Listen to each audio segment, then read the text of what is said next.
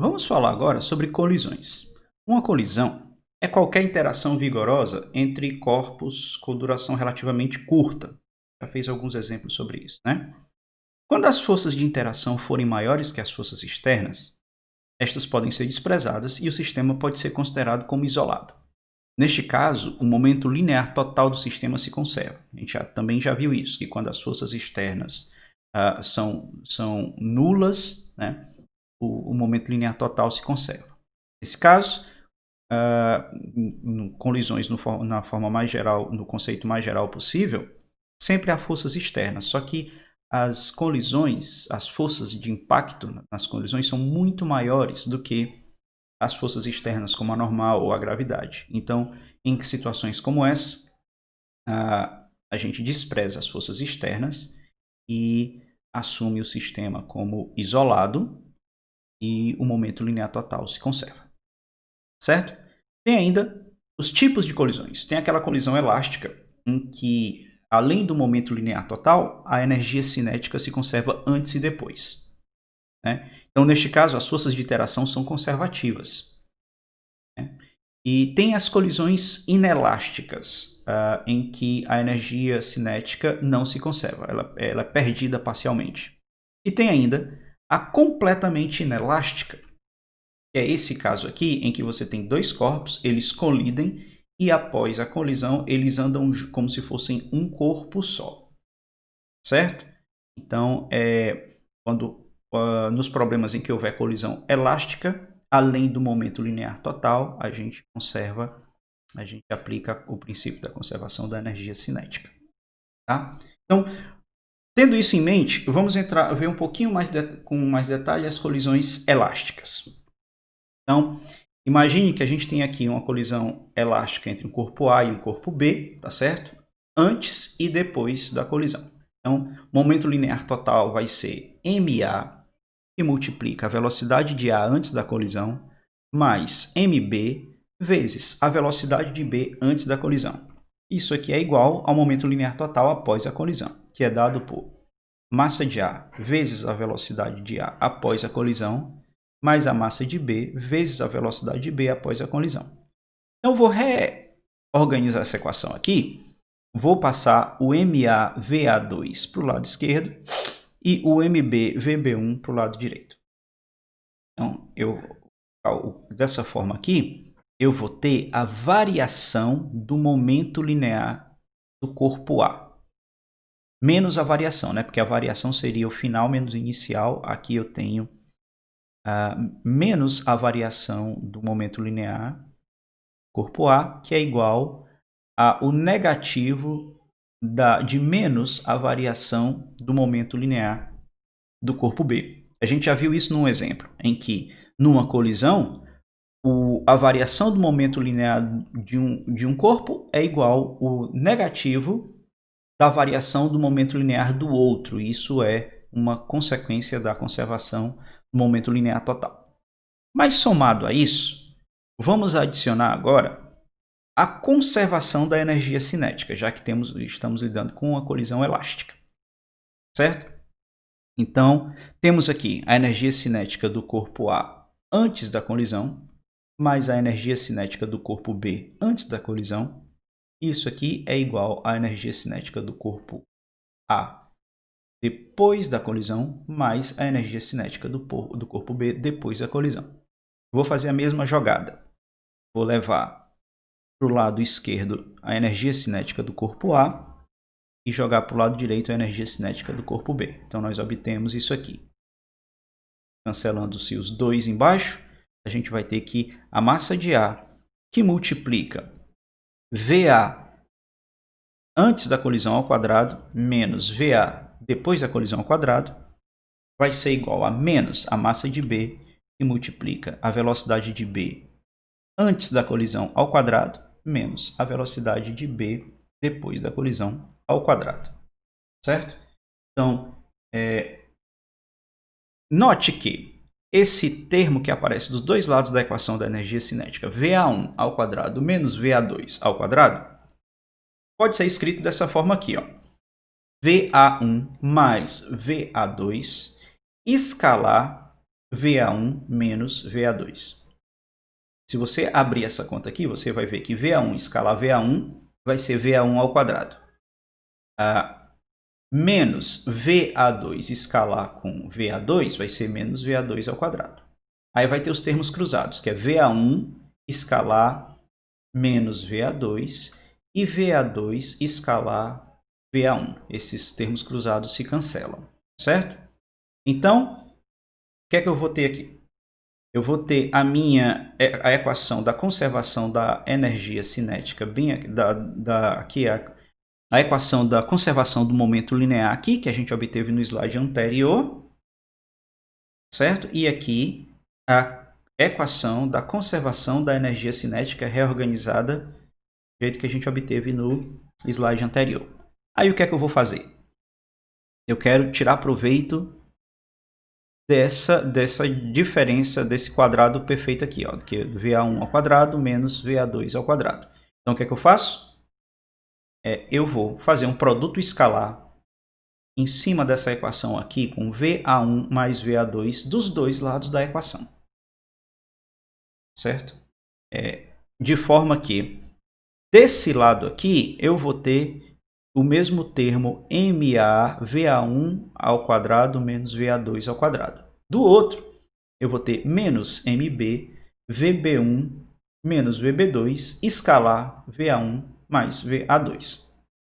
Isso é só um truque, porque depois que eu aplicar isso e dividir uma equação pela outra, o que eu vou obter é essa equação aqui, que é uma propriedade geral de choques elásticos, é que a velocidade relativa antes da colisão vai ser igual a menos a velocidade relativa após a colisão. Isso ajuda muito na hora de resolver os problemas, tá certo? Então, o módulo da velocidade relativa antes e depois da colisão se conserva, né? Já que um é menos o outro em termos vetoriais, mas o módulo das duas antes e depois da colisão se conserva. Isso é uma propriedade geral das colisões elásticas, em que você pode combinar a conservação do momento linear com a conservação da energia cinética. Então, vamos resolver agora alguns exemplos para fixar esses conceitos sobre colisões. Uma colisão elástica em duas dimensões. A situação descrita na figura é uma colisão elástica entre dois discos de hóquei sobre uma mesa de ar sem atrito. O disco A possui massa de 0,5 kg e o disco B possui massa de 0,3 kg.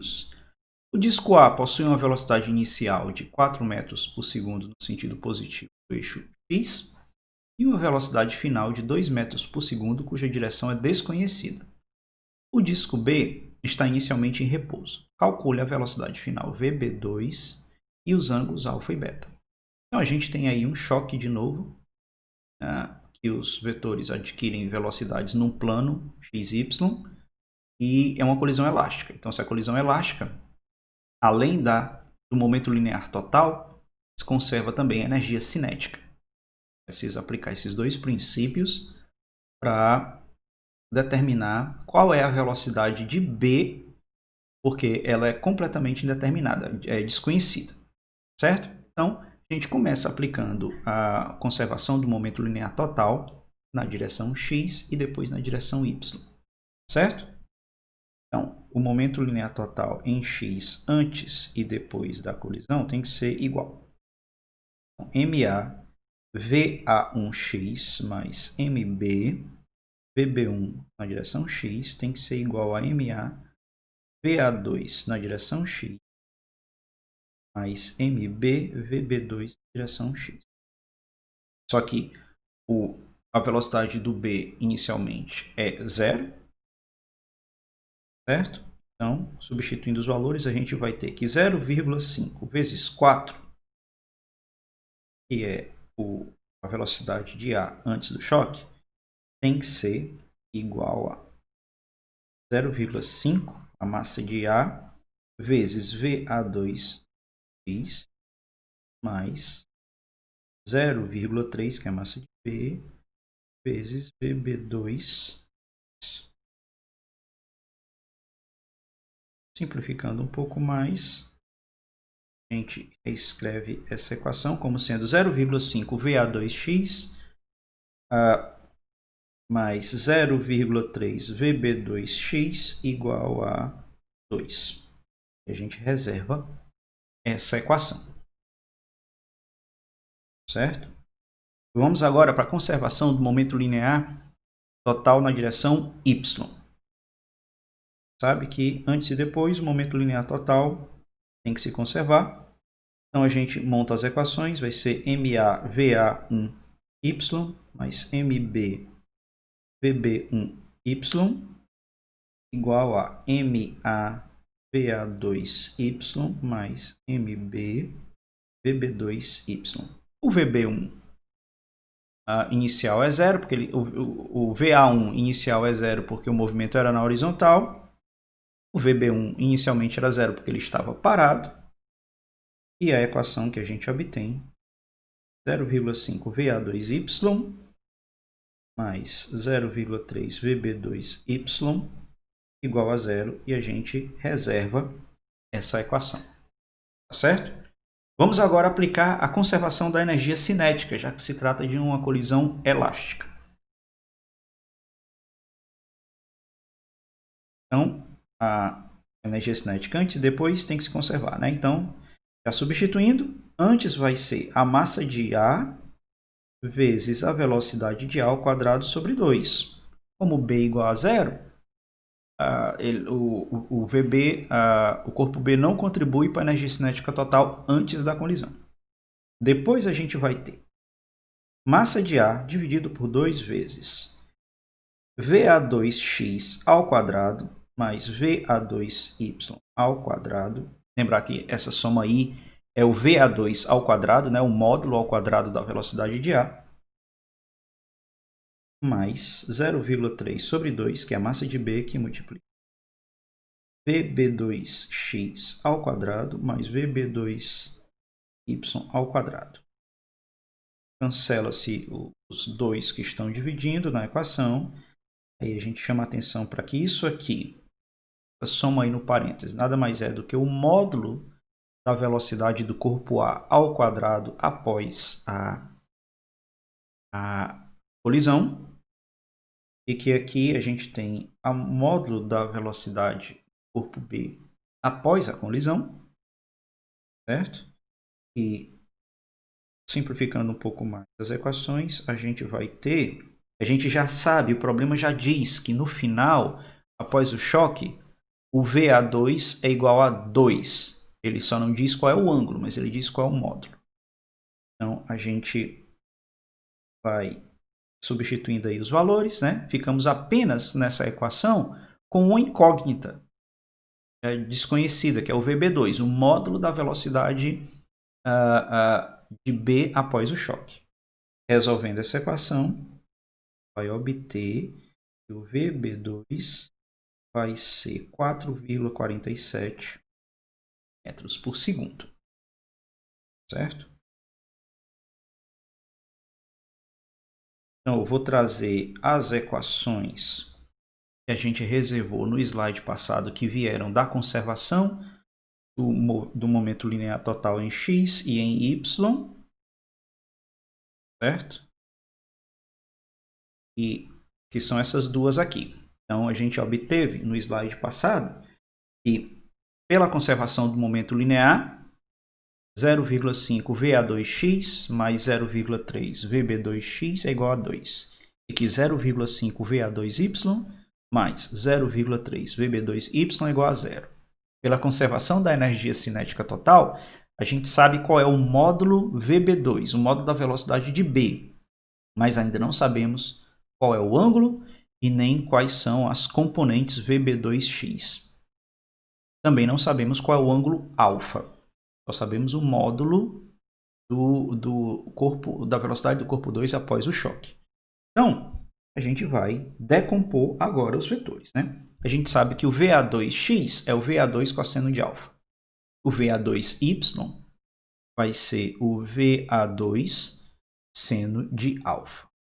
O VB2x é o VB2 cosseno de beta e o VB2y é o VB2 seno de beta. Então, vai reescrever essas equações em termos dos ângulos e dos módulos das velocidades. E eu já dividi nessa equação aqui todo mundo por 0,5, tá certo? Passei o 0,5 dividindo todo mundo. E na outra, a gente vai obter que o VA2 seno de alfa é igual a menos 3 sobre 5 VB2 seno de beta. Então, temos aí agora mais duas equações, agora em termos dos cossenos de alfa e dos ângulos alfa e beta. Né? Note que aí apareceram também os módulos das velocidades de A e de B após o choque. O VA2, o problema deu. O VB2 a gente encontrou pela conservação da energia cinética. Certo? Então, vamos para o próximo slide e vamos reescrever essas equações de novo dos ângulos, certo? Substituindo já os valores dos modos de VA, VA2 e VB2, certo? Substituindo aí o VA2 e o VB2, e temos esse novo conjunto de equações, que eu vou melhorar elas um pouquinho mais. Essa daqui vai ficar seno de alfa, vai ficar fazendo todas as contas já, né, que tem menos 3/5 que multiplica 4,47 dividido por 2, a gente vai encontrar que o seno de alfa é igual a menos 1,341 seno de beta. Na equação de cima, a gente vai isolar o cosseno de alfa, tá certo? Passa todo mundo para o outro lado, que deixa só o cosseno de alfa à esquerda e divide por 2. E o que a gente vai obter vai ficar 2 menos 1,341 cosseno de beta. Então, o que a gente faz agora? A gente sabe que o cosseno ao quadrado de alfa mais o seno ao quadrado de alfa é 1. Né? Então, eu tenho um cosseno de alfa em cima, o seno de alfa embaixo. Eu elevo as duas ao quadrado e somo. Né? Então, fazendo aqui cosseno ao quadrado de alfa mais seno ao quadrado de alfa igual a 1, a gente vai ter que o cosseno ao quadrado de alfa vai ser 1 vai ser igual a 1,8 vezes seno ao quadrado de beta, né? Eu já estou fazendo aqui e o menos o seno ao quadrado de alfa, né? Vai ser menos 1,341 ao quadrado, dá aproximadamente 1,8 seno ao quadrado de beta, mais aí o cosseno ao quadrado de alfa vai ser o quadrado de 2 menos 1,341 cosseno de beta. Isso aí vai ser quadrado do primeiro, que dá 4, mais quadrado do segundo, que vai dar 1,8 cosseno ao quadrado de beta, menos 2 vezes o primeiro multiplicado pelo segundo. Isso aí, já fazendo a conta direto, vai ser menos 5,36 cosseno beta. Veja que a gente tem aí 1,8 seno ao quadrado de beta mais 1,8 cosseno ao quadrado de beta. A gente pode colocar 1,8 em evidência e teremos seno ao quadrado de beta mais cosseno ao quadrado de beta, que também é 1. Né? Então, isso aí vai nos dar 1 igual a 5,8, né? Que eu estou somando 4 mais 1,8, que multiplica seno ao quadrado de alfa, seno ao quadrado de beta mais cosseno ao quadrado de beta, que dá 1. Somando esses dois, vai dar 5,8. Menos 5,36 do cosseno de beta.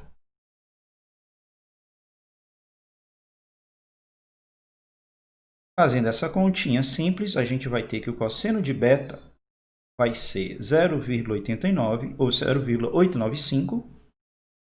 E isso resulta num ângulo beta igual a 26,4 graus.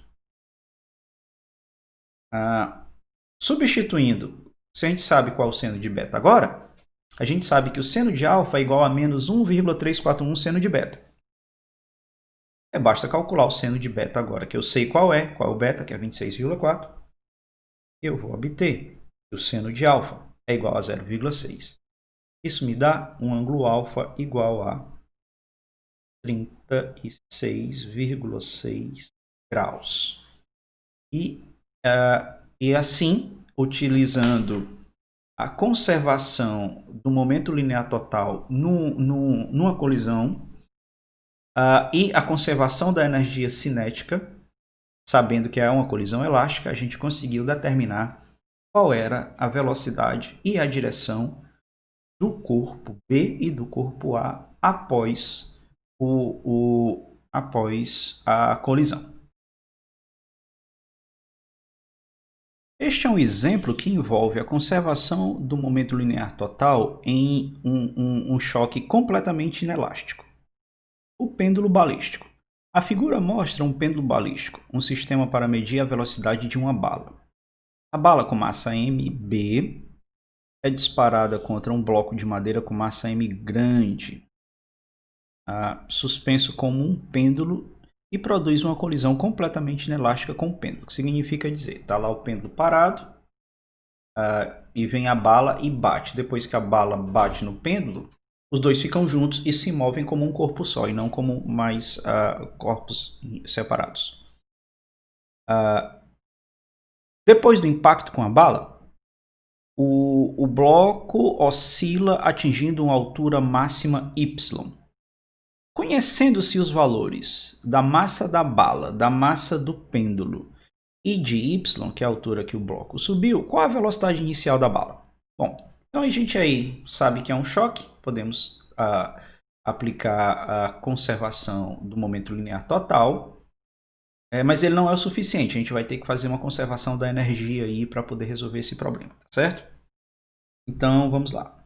Primeiro a gente começa aplicando a conservação do momento linear total antes e depois do choque.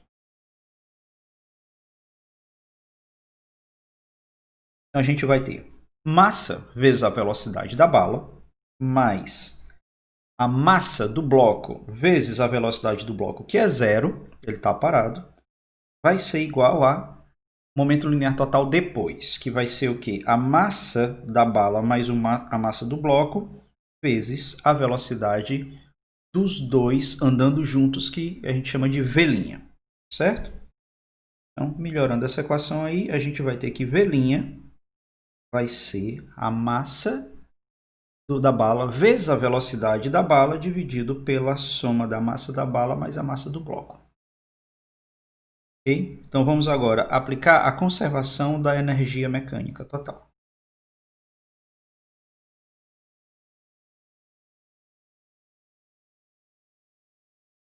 Após o choque, né? Então, a gente vai ter o quê? Que a massa, a energia cinética do sistema como um todo, né, da massa mais o bloco andando juntos, vai ser massa da bala mais a massa do bloco dividido por 2 vezes a velocidade V' ao quadrado, que isso é a energia cinética do sistema andando junto, igual à energia potencial no ponto mais alto, quando o pêndulo atinge o ponto mais alto. Isso aí vai ser massa da bala mais a massa do bloco vezes a gravidade vezes a altura y que ele atingiu, certo? Então, cancela as massas e a gente vai obter que e já substituindo o V', né, que é a velocidade do massa mais do bloco mais a bala juntos, né, vai ser o V' ao quadrado, já substituindo vai ser m ao quadrado, v ao quadrado, que é a velocidade da bala inicial, dividido pela soma das massas ao quadrado, certo? Vai ser igual a 2 vezes g vezes o y, certo?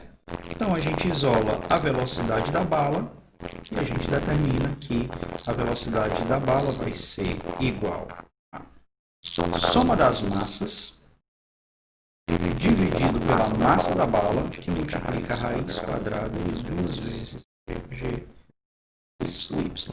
Então é assim que esse pêndulo balístico é um instrumento que existe utilizado para medir a velocidade da bala, certo? Então, esse é um exemplo do pêndulo balístico, que trata da conservação do momento linear total e um choque completamente inelástico. Agora, um exemplo de colisão completamente inelástica em duas dimensões. Análise da colisão de um automóvel. Um carro compacto com massa de 1.000 kg está se deslocando do sul para o norte em linha reta a uma velocidade de 15 metros por segundo quando colide com um caminhão de massa 2.000 kg que se desloca de oeste para leste a 10 metros por segundo. Felizmente, todos os ocupantes usavam cintos de segurança e ninguém se feriu. Porém, os veículos se engavetaram e passaram a se deslocar após a colisão como um único corpo. A seguradora pediu para você calcular a velocidade dos carros unidos após a colisão. Qual é a sua resposta? Bom, então temos que conservar mais uma vez o momento linear total, certo? Temos aqui que eles vão andar com a velocidade v, certo? Que vai fazer um determinado ângulo com a horizontal juntos, certo? E o momento linear total antes do choque vai ser igual ao momento linear total após o choque. O momento linear total antes do choque, ele é a massa de A vezes a velocidade de A antes do choque, mais a massa de B vezes a velocidade de B, certo? Substituindo os valores, a gente vai ter que isso aí vai ser 1.000 vezes 15 na direção J, mais 2.000 vezes 10 na direção X. Isso aí, 20.000 no I, mais 15.000 na direção J. O momento linear total após o choque vai ser igual a soma das massas vezes a velocidade v após o choque. Isso aí vai ser 3.000 esse v, que é quem a gente quer determinar. Igualando-se os momentos lineares antes e depois, a gente vai ter que 3.000v é igual a 20.000 na direção I, 15.000 na direção. Divide todo mundo por 3.000, vai ter que o V vai ser 6,66 na direção I, mais 5 na direção J. E o módulo dessa velocidade dos carros unidos vai ser 8,3 metros por segundo. A gente pode também determinar o ângulo que os carros andam em relação à direção horizontal, né? Então, a tangente de θ vai ser a componente x, componente y, 5 dividido pela componente x, que é 6,66. E a gente obtém que θ é igual a 36,9 graus. Certo? E esse é o exemplo de uma colisão completamente inelástica em duas dimensões.